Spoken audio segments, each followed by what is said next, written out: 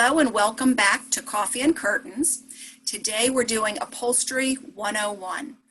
And so we're going to show you the good, the bad, the ugly. And let me tell you, upholstery can be ugly when things are really stripped down. Yes, they can. And my name is Debbie Hall from Designer Draperies in South Jersey, the Jersey Shore and PA area. And my partner in crime is... Hi, I'm Rebecca Munster from Rebecca Munster Designs, and I am in the DC area, and we specialize in window coverings, upholstery, and soft furnishings. And Debbie and I have been friends for several years now and really enjoying collaborating together on these coffee and curtains with all of you guys. All right, so let's get rolling. How do I minimize it? There we go. Okay. Perfect.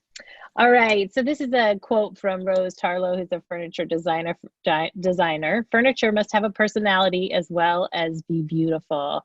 And that's fun because, you know, Tara and I always laugh when we're working with furniture, like it really does have a personality. As a matter of fact, it has such a personality that we usually give it names during the course of working on them. But that it also talks to like the importance and the impact that furniture has in design when we're working on our rooms. Because it's beautiful, it's got a personality, and it really can change the overall feel of an entire room. Not just the overall feel, but think about it, it also changes the overall function. Yeah. Think about having an uncomfortable sofa in your family room and a comfortable sofa in your living room. Where are people going to congregate? They congregate where it's comfortable, where everybody feels good. So, you know, that's another, not only the personality and beautiful, but you also want the function in there. Yep, absolutely. So what is upholstery? There was a great article in Architectural Digest back in February about upholstery and choosing the best fabrics. But, you know, basically upholstery is all those, the fabric, the springs, all the innards and the soft outers that make up our furniture pieces. It's been around for a long time, and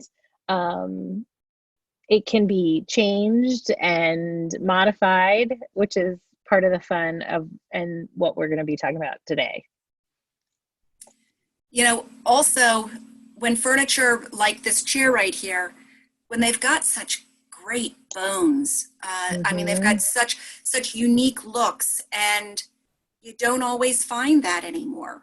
And so it's really nice to breathe life into older pieces. And Rebecca, some of the things that you and Tara do, you just make them kind of fun and funky. And I love to see your different upholstery pieces because, well, I think I told you, you're like, to me, you're the upholstery diva. You are, you know, I mean, I've done upholstery, but you really bring a cool, funky twist to it a lot of times.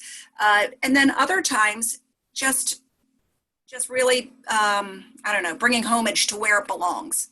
Yeah. So when should I consider custom upholstery? And we get this, I know Debbie gets it all the time. I get it all the time. We get lots of questions about when should I upholster, when shouldn't I upholster? And I really think there's like 4 key pieces here. And of course, all rules are made to be broken, but you know, is it a good quality piece of furniture? So do I have something in my home that's solid wood, that's a good piece of furniture, it's got those good bones that Debbie was talking about, then I should absolutely consider it. If it was something I bought at IKEA, probably don't want to spend the time and money on something new.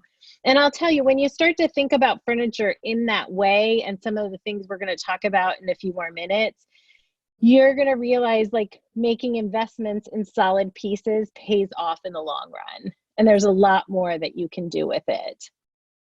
Does it have sentimental value? I could not even, I mean, the number of stories I could tell you of someone who's come to me and said, this chair is so special to me. I don't know if you can save it, you know? Mhm. I had someone flag me down at like a social gathering, and she was like, I have these chairs. They were my grandmother's. They're so important to me, and they are so ugly. Can you help me? And I was like, of course we can. We can totally transform them.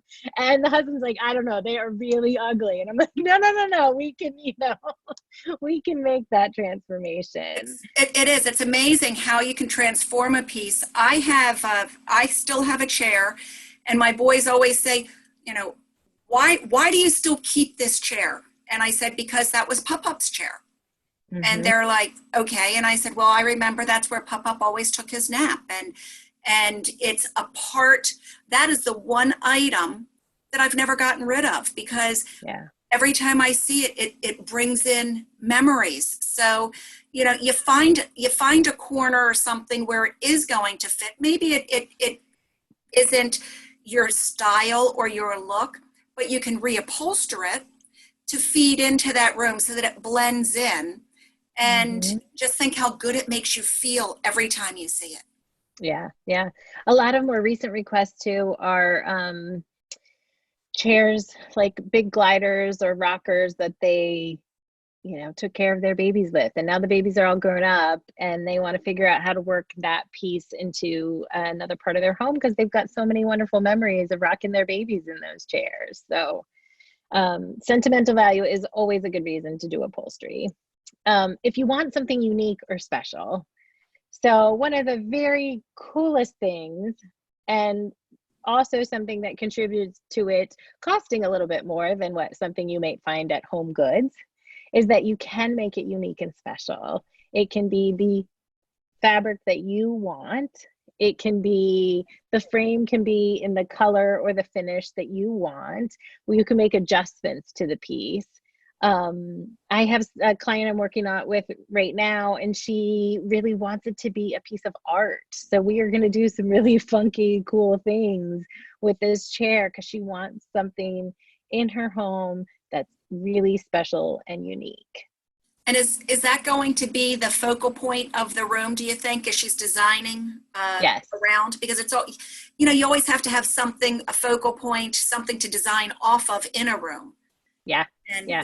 okay, all right, Yep. awesome. Yep. Yeah. And then the last item on here, that's timely this week since it was Earth Day yesterday, is the Yes. opportunity to be environmentally responsible. The landfills are full. I mean, the number is astounding of the amount of furniture that are in our landfills. We live in a very disposable society.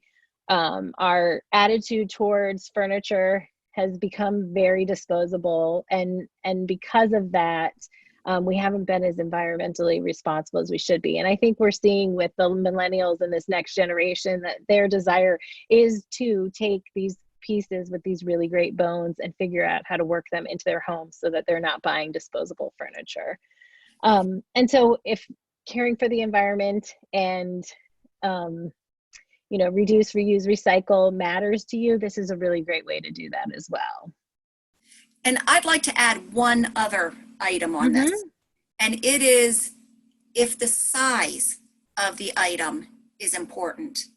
Yeah. And I'm going back about 15 years ago when all furniture was enormous. I mean, everything Mm-hmm. was huge and massive, and I would go into, these smaller retirement homes, and none of the old furniture, I'm sorry, none of the new furniture would fit because it was so big. And so Right. what we would do is take some of their older pieces, which were much smaller, more petite, and fit in their rooms better, because at that time we could not find anything Ah. out on the market that would fit. Yeah. Yeah. So That's a that's great another point. thing when size is a big consideration and you can't Yeah. find what you want out on the market. Yeah, absolutely. So when you come to someone like Debbie or I, or you're just at your house and you're trying to figure this all out, what are some things that you want to consider when you're designing that perfect piece? So let's say you found a piece maybe on Craigslist or Facebook Marketplace. There's tons of pieces out there, or you've got a piece in your home.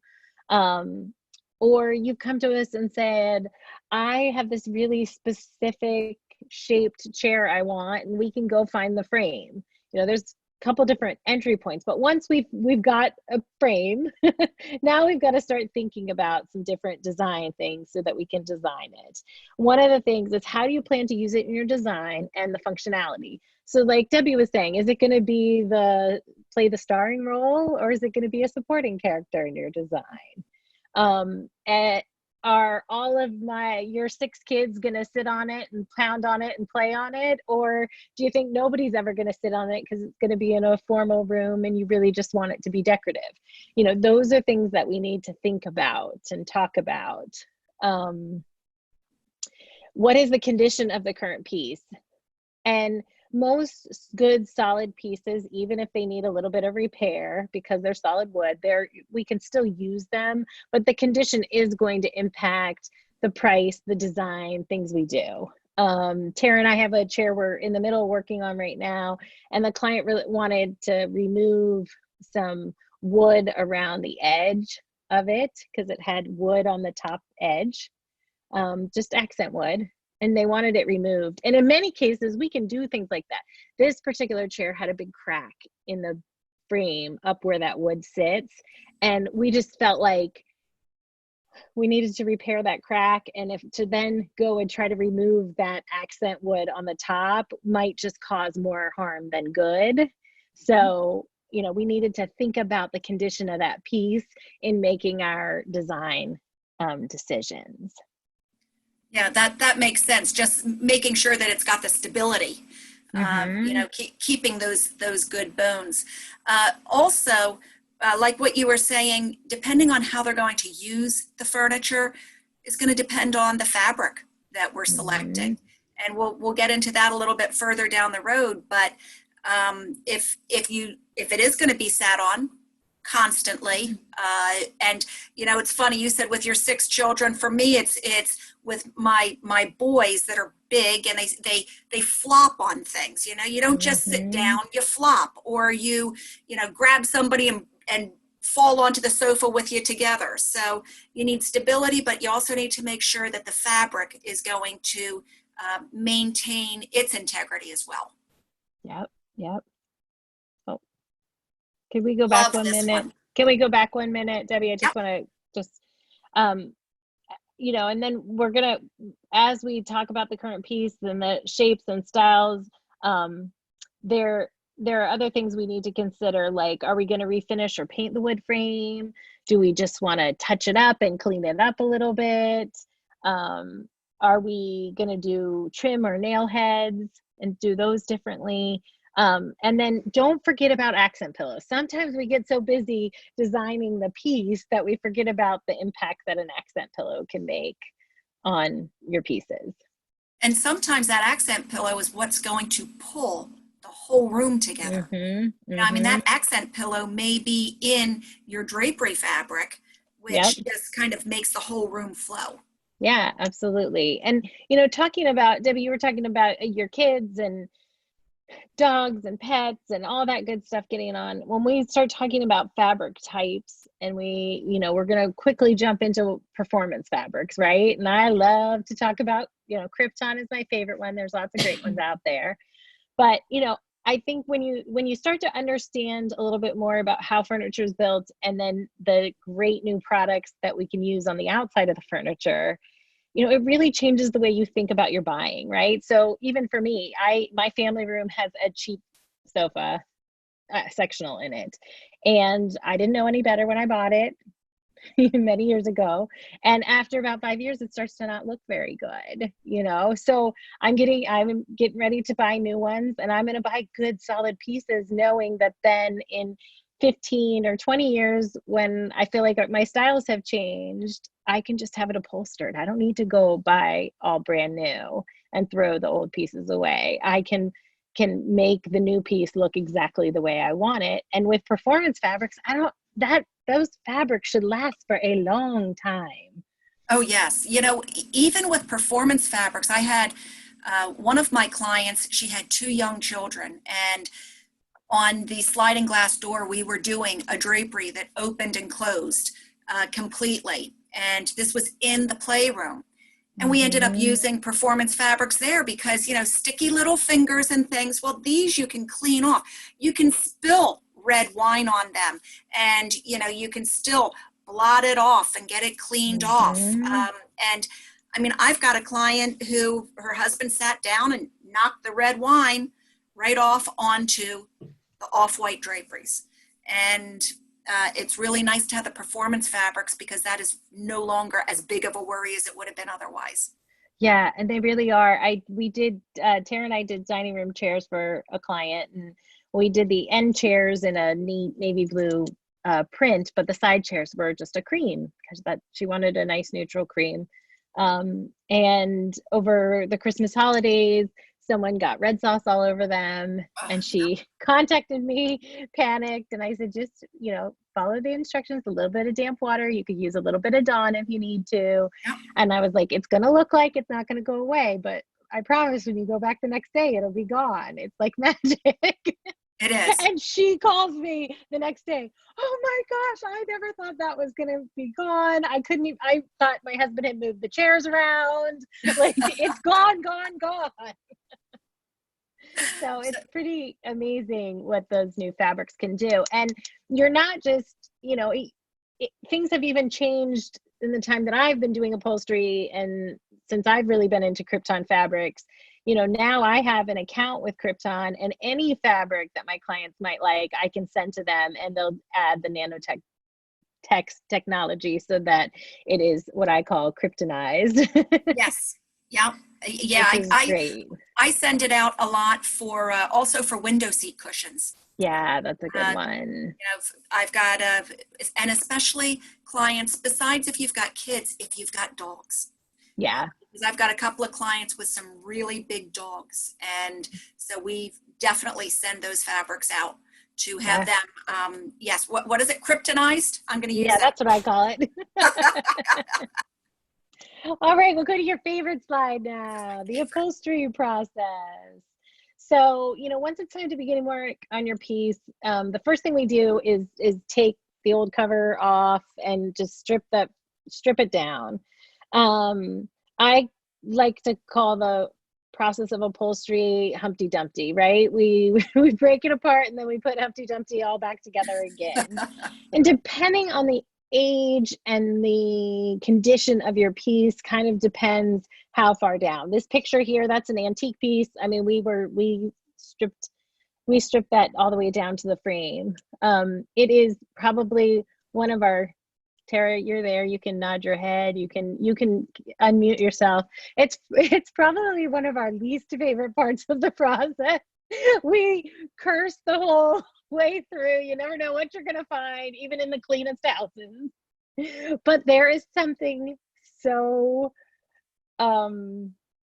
just satisfying about starting to put that piece back together again, right? So Tara will, you know, we get it all stripped down, we get it cleaned out, we check the springs and the cushions and the joints, and if there's anything that's loose, we do a little magic to make it go back together. We do refinishing if we need to, or if it's just the touch-ups. And then we start building that foundation back up. So let me ask you a quick question. I'm sorry, yes. I'm butting in real quick. Is this horsehair down here or no? That's burlap over the springs. Okay. Yep. All right. Because I mean, I'm sure you've dealt with horsehair also with some of the antiques. Horsehair, straw. Yep. We found all sorts of things inside that have been used over the years, and it's always a little interesting because I think, you know, Tara and I are convinced that we can tell like Depression era furniture because when we go about looking at the springs, you know, we always look at like the condition of the springs, but we also look at how it's tied. And so I think during the Depression era, they did a lot of 4-way tying instead of the 8-way hand tying to save on materials. Really? Yeah. And the 4-way hand tying, you can see it. I mean, Tara, we know pretty well whether it's a good 8-way hand tie or not before we even take the material off, because you can just it starts to slide and mush in a way that it won't if you've got a good 8-way hand tie on your springs. So, we got to build that foundation back up, because that foundation is really important. That's how you sit in the seat. That's how comfortable it is. We often get requests, can the seat be a little firmer? Can it sit up just a little bit higher? Different things like that when you start working through custom pieces. So, getting those springs tied, we use nice Italian string. Tara's super amazing at it. She's much faster than I am at it. She's like, whips through those. Right before the whole Corona thing, we did a couple big sofas, and the antique sofa was a big challenge. When you've got that many springs, you're trying to keep even and laid out. That can be really challenging. But once we get, then we've got the burlap and the cotton and all the stuff that we layer to make it comfortable and to make things sit right. Usually once we've got all those sort of innards all together, then we start thinking through, okay, let's look at the fabric. Let's look at the pattern. Is it a large pattern? Do we need to do a bunch of pattern matching? One of the big challenges, whether you're learning to do upholstery yourself or you're just thinking about it from a design perspective, is, you're taking a piece of fabric. So, we've got a piece of fabric, right? It's one-dimensional. And I'm going to now put it on something that's three-dimensional, and it's got to start to take three-dimensional shape. So I've got stripes and you got to think about the placement of the stripes. Well, now I've got to go around an arm. Do I want the stripes to go long ways, or do I want to railroad them and have them go? So we start thinking, and I should have put because I was looking through my camera and all my pictures the other day, and I had a bunch of pictures of different times when Tara and I are like, we just have the fabric laying up there as we're like thinking and visualizing the different ways we want that fabric to lay.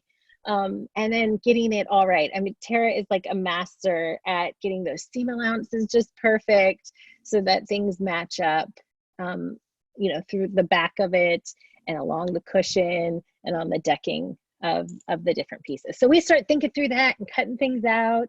Then we start sewing pieces together, and as much of the pieces that can be sort of pre-sewn. And then we start putting all the new pieces back onto the furniture. And once we get all the pieces on and trimmed out and looking beautiful, then comes the trim, whether we're doing gimp or double piping or nail heads, whatever sort of trimming and finishing that we're going to do on that piece. And then our very final favorite piece is our steaming.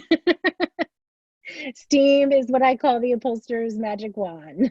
So when we get done, we steam that piece real good, and it makes all the cushion get nice and fluffy and fill everything out really pretty. So you get a nice full look. And Rebecca, really if you could detailed. If you could say what the 3 top things are that you look at to see if a piece of furniture is quality furniture, what would be like the 3 things that you would pick out? Is it a solid wood frame? Okay. That's important. And so that one with the solid wood frame, there's so many chairs these days that you get it and it'll be a chair and the leg screws on and off. So that's not really a solid piece. Right. So that chair is not going to be as sturdy. It's not as quality a piece as a piece where that leg is going to go all the way through and up to the top of the chair. Like this one here, this chair, you can see that leg up at the top in this picture here. That leg's got where the wood all comes together. It doesn't just screw in. Now, and it depends too how you're going to use that chair. If it's a dining room chair, screw in legs, they do become problematic over time. If you have any that screw in at home, you feel over time those screws get loose. They just do. That's what happens. But if it's a sofa that's not moving around, you're just sitting on it, you're not scooching it in and out, those screw-in legs work great, so it just understanding how you're going to use that furniture and how it's built. I tend to lean towards if you love it and it's solid wood, upholster it. To me, one of the greatest things about upholstery is that I can pick whatever fabric I want. I can make it look however I want. and you can't do that when you go to Home Goods. You can't do that when you go to Pier 1, and even some of the furniture stores, you can be a little bit limited. Whereas we'll keep working with you till we find just the perfect fabric. And you know, there are things like, you know, doing piping in a different color, in a contrast color, and an accent color. You know, it's something that doesn't cost more money, but it definitely feels custom. It feels more interesting than just a piece of furniture that's got, you know, the same piping color. All right, so one more thing before because Yes. I know we've been on this, because you know this is my favorite one, for quite a while. But one other thing is, look Yes. at this. I want everybody to look at this chair and see how much work goes into it, because a lot of times, you know, people will be surprised at the cost of an upholstered item, to have something reupholstered. And they'll say, oh my goodness, well, you know, I could buy a sofa for that amount, you know, for that sofa. And well, yes, you could. I mean, if you're buying something from, let's say, like a Raymore and Flanagan's or something like that, and I'm not saying anything poorly, I'm saying if you have something that's been mass produced, you know, they're making 500 gray sofas in that fabric, or, you know, they just have thousands of that sofa going through that factory. That's very different than having a custom piece stripped down, your exact fabric, no matter what it is that you want, and then having it reupholstered. There's more time and energy that goes into making your custom piece.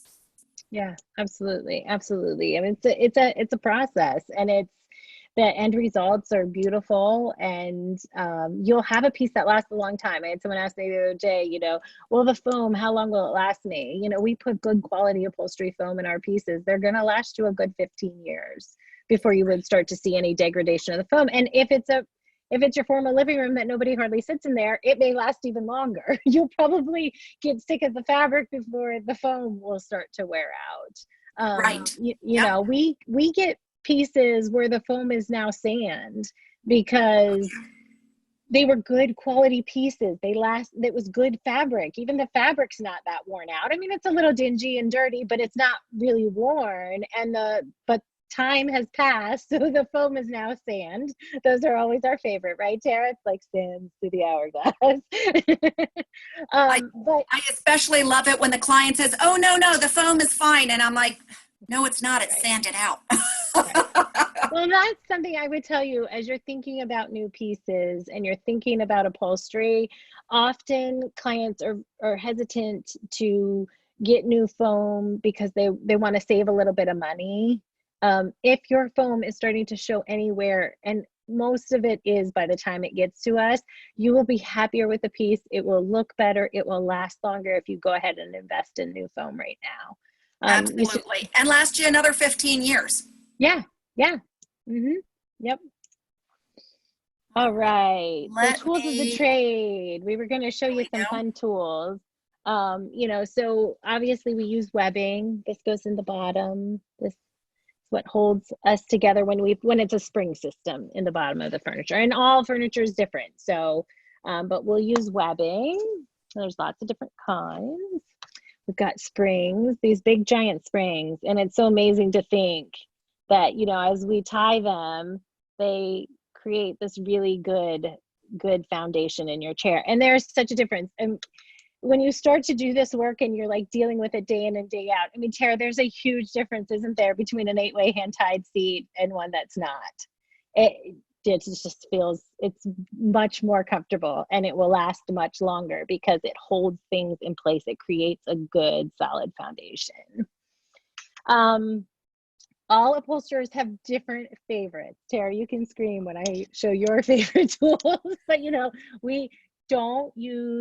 please do not use a screwdriver to take apart. If you want to do your own pieces, do not use a screwdriver. I can't tell you how many pieces we get where we can tell a DIYer did it before we got it, because there's all gouges from, I don't know if you can see well, but it looks like a snake. and you will get snake bites if you're not careful with it. But we use that to take out, that's one of my favorites for taking out staples. This guy is great too. See, he's got a little lip there. You can get him down under the, and then use it like pliers to pull out staples. So we have lots of different types of staple removing tools. We've even got some automated tools now that we use. And again, it's all dependent on what kind of frame it is, which tool we're going to use. This one's Tara's favorite, right? Isn't that your favorite? This is your baby. You miss your baby, don't you? You know, this is a good tool. And then, you know, if you're hand putting in nail heads, you're going to use something like this.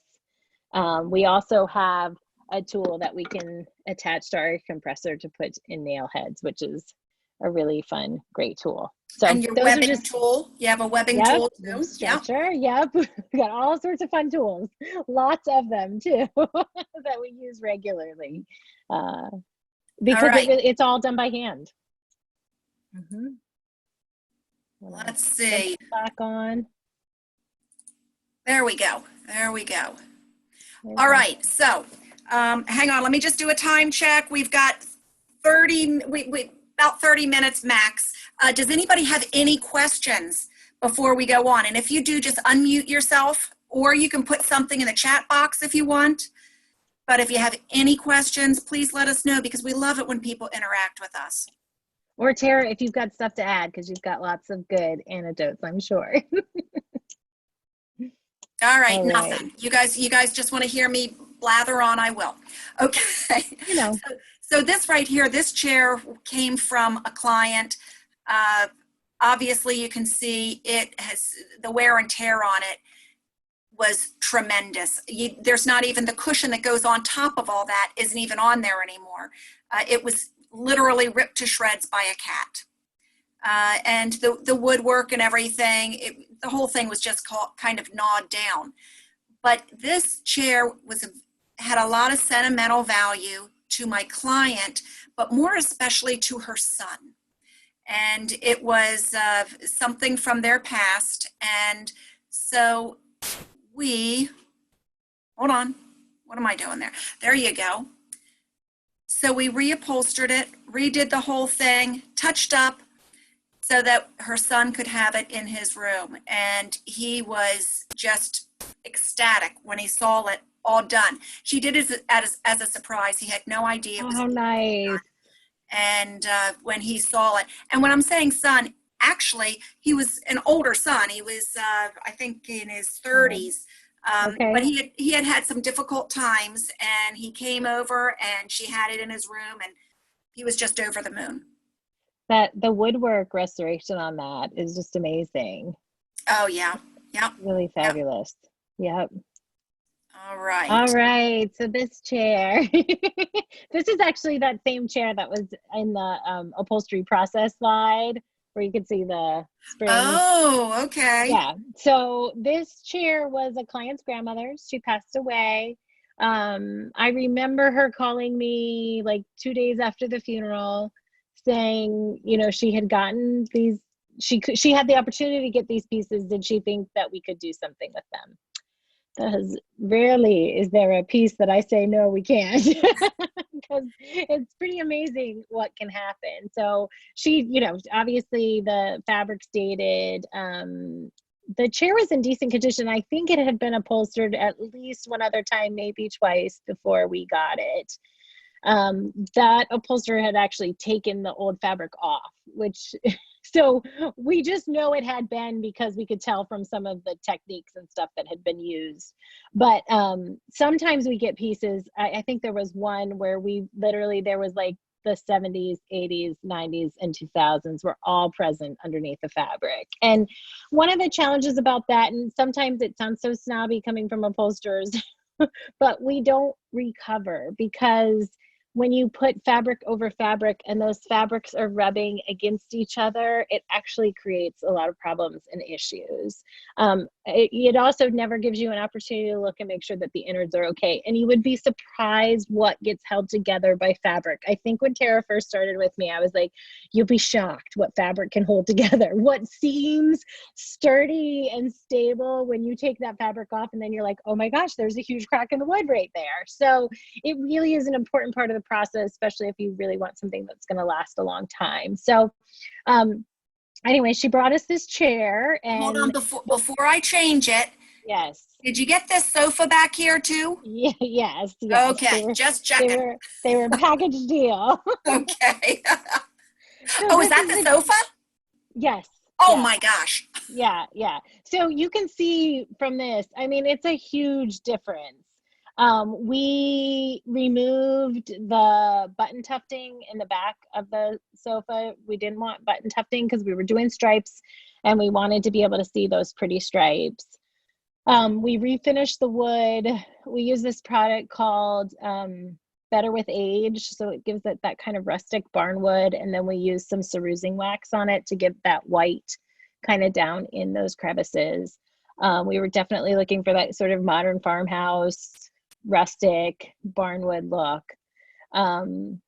With stripes, when you do stripes on piping, you really either need to do the stripes straight so they match, or you can do them diagonally.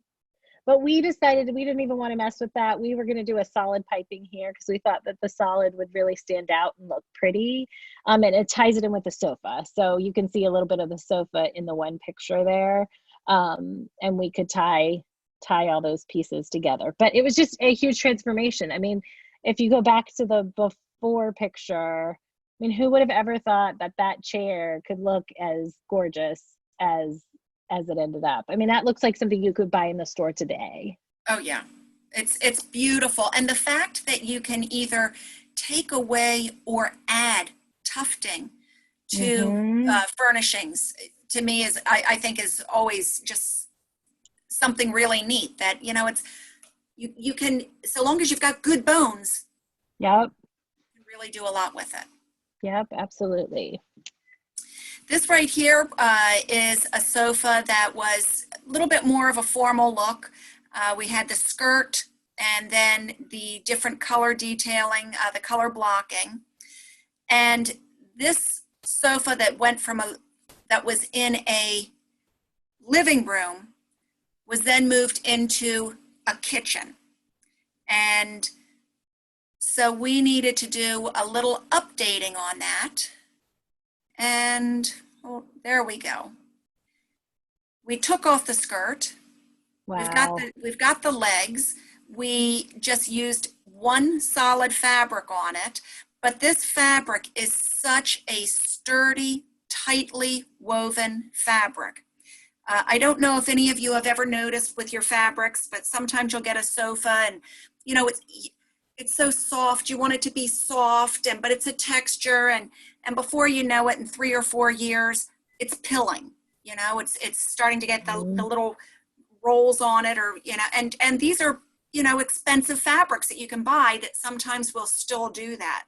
Yeah. This one just had such a, you know, just it wears beautifully, and the size is perfect for people to stretch out, put their head on the armrest if they want, or to have 3 people fit in it comfortably. The first thing I noticed is that you took the skirt off. Yes.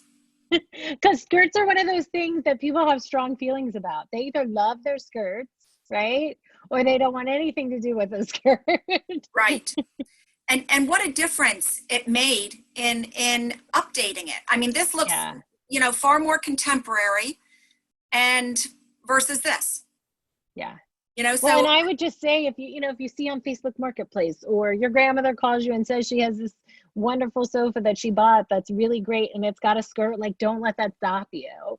Tara and I have one in my basement that's going to go in her house that had a skirt on it, but the shape was just, I mean, we both just started drooling when we saw the shape.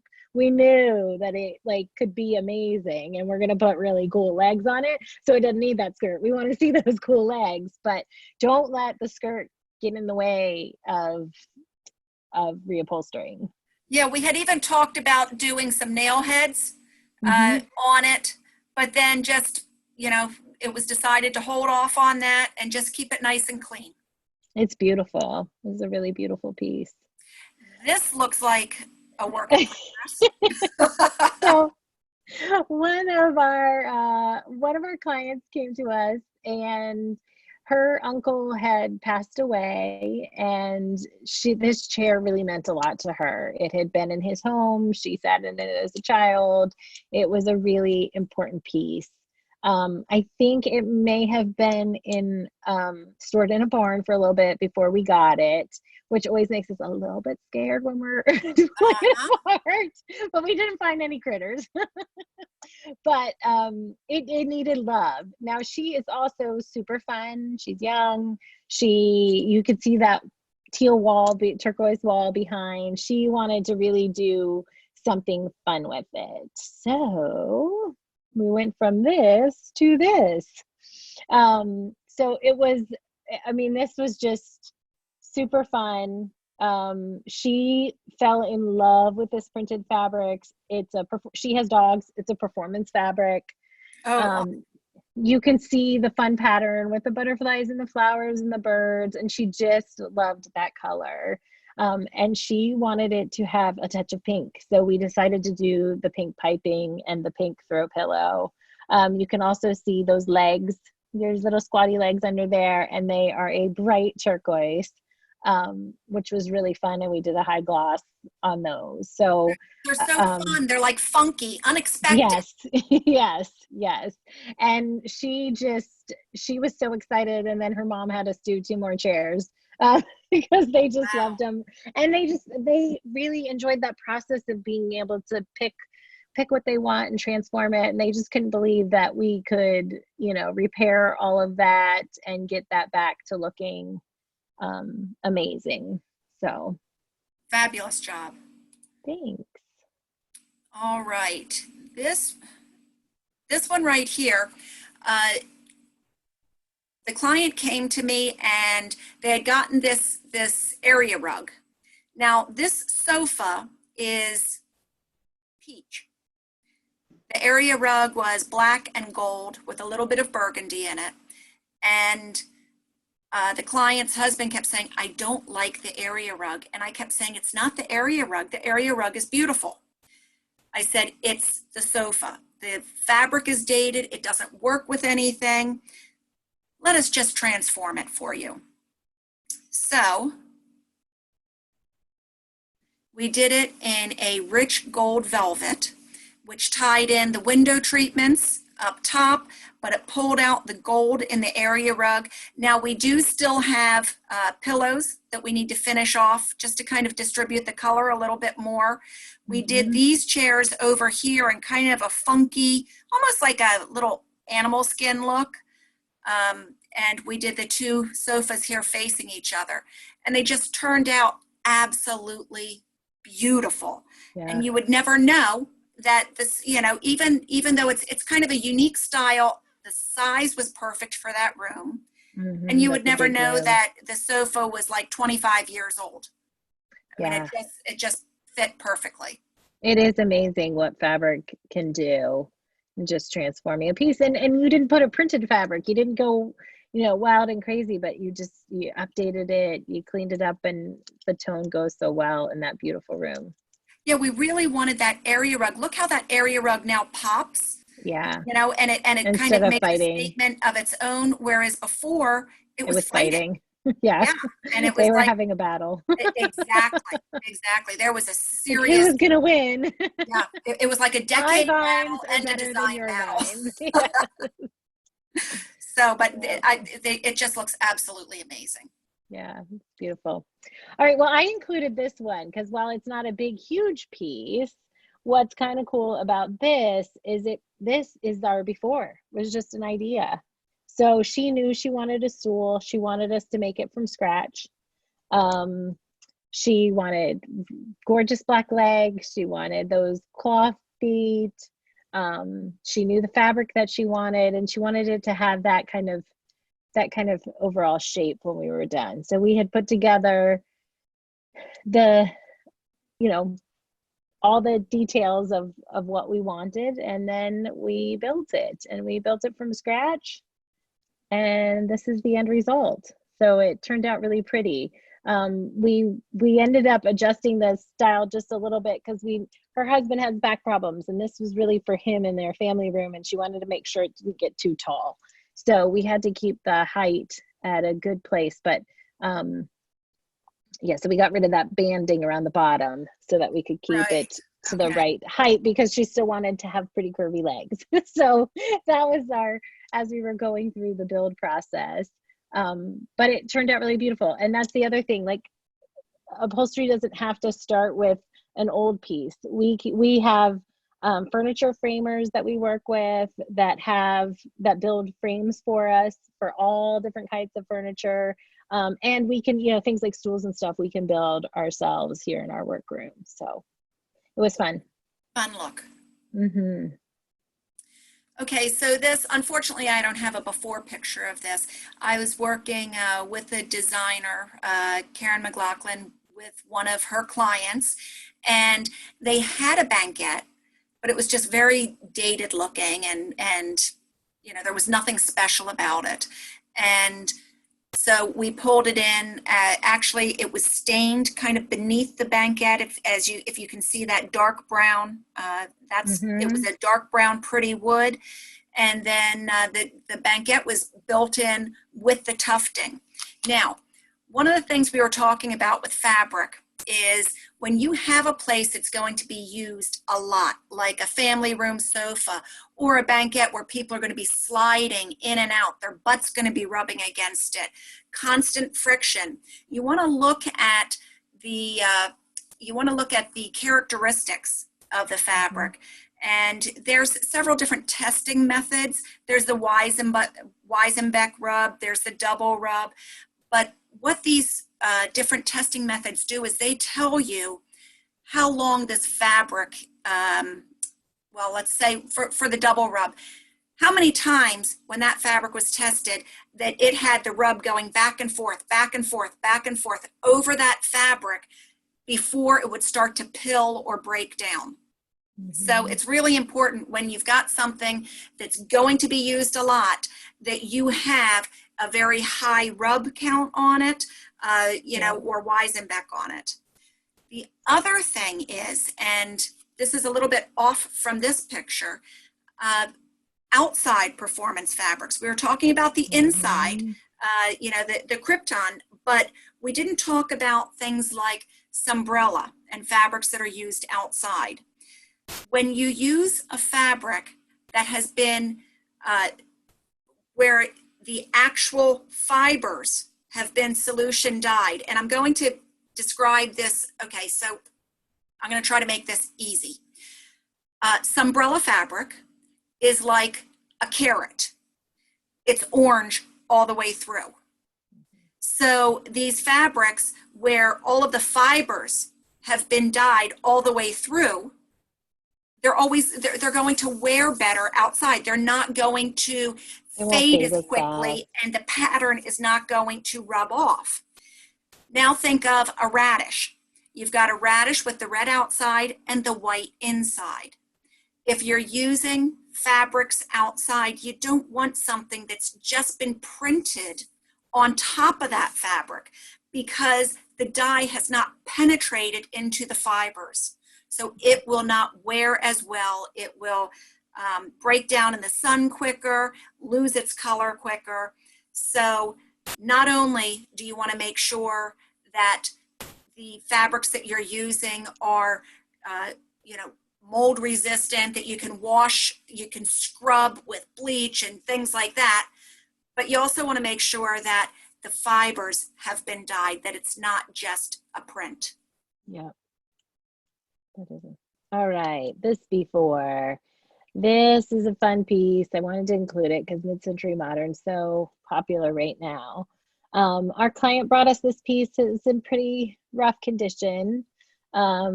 She purchased it in pretty rough condition. It had a sticker on it that said, was it $8, Sarah? She actually negotiated it down for $5. So she bought this amazing mid-century chair for $5. at some flea market somewhere, and she had moved it around with her from place to place. And she finally was getting ready to buy a new home. And she said, "I've been moving this around. I need to do something with it now." And she was ready. So Here's the big reveal. yes. So It is ta-da! amazing. I love this. It's amazing. Yeah, it's a beautiful, beautiful, beautiful chair. That $5 was definitely worth the investment, and then it was worth the investment to pay for the professional upholstery. As you can see, we had to spring that seat, and we had to do a lot of refinishing work on the wood. The wood had been worn pretty good. You can see, and it when we got all the layers off, we found all that beautiful grain in that wood, and we were excited. She said to me, "I want it darker, but I don't want it so dark that I don't see the grain, because I think there's going to be cool grain in there." And she was right. There is cool grain in there. And she picked that beautiful fabric that tied in nicely with her new home. It was a fun piece, and it was such a transfer. I mean, it really was like trash to treasure kind of transformation. And the bones in this, like we were talking about, you've got that leg that's going all the way up and all the way through. That boomerang. Oh, it is. I love that chair. That's a statement piece. Yes, absolutely. Absolutely. So pretty. And we had some Romo fabric left over that pillow that just went perfect. Nope, you're good. You're good. All right. So I was called by a husband and wife, and they had this chair and sofa for over 25 years, and they still loved it. Loved both of them.